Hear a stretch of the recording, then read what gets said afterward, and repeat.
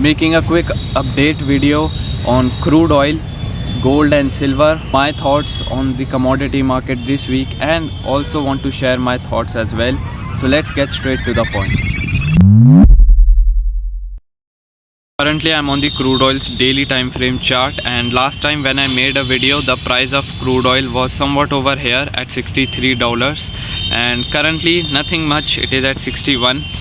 So this week let's see what happens, because if you watched my previous video on commodities, you already know right now I will not enter in a long or short position on crude oil.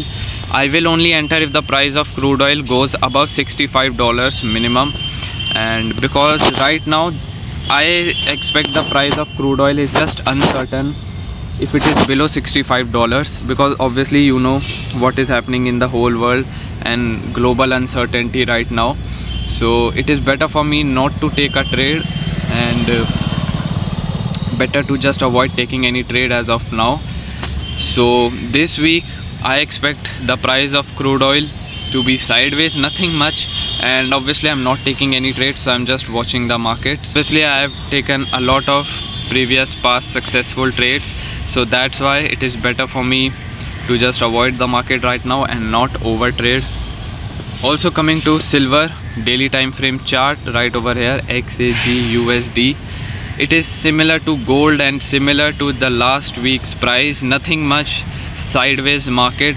The commodity market is currently sideways. Silver, crude oil, gold as well, they are all sideways, and I have said this several times that gold and silver are directly proportional. So if gold pumps, then we can see a bit of pump in silver as well, and if silver dumps, then same happens with gold.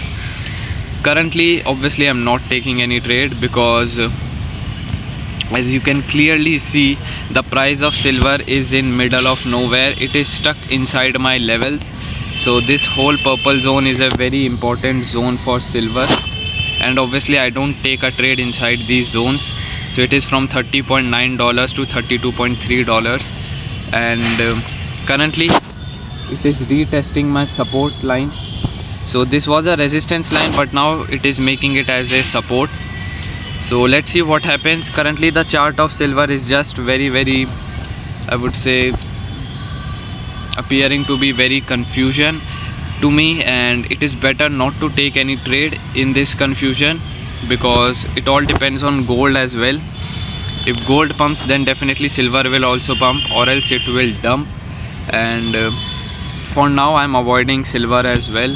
Alright, so in the end I'm on gold's chart, and it is also sideways. As I said, nothing much in the market right now. The whole commodity market, including silver, gold and crude oil, everything is sideways, nothing much to see, and I expect this week also to be sideways before a major move either towards the upside or downside.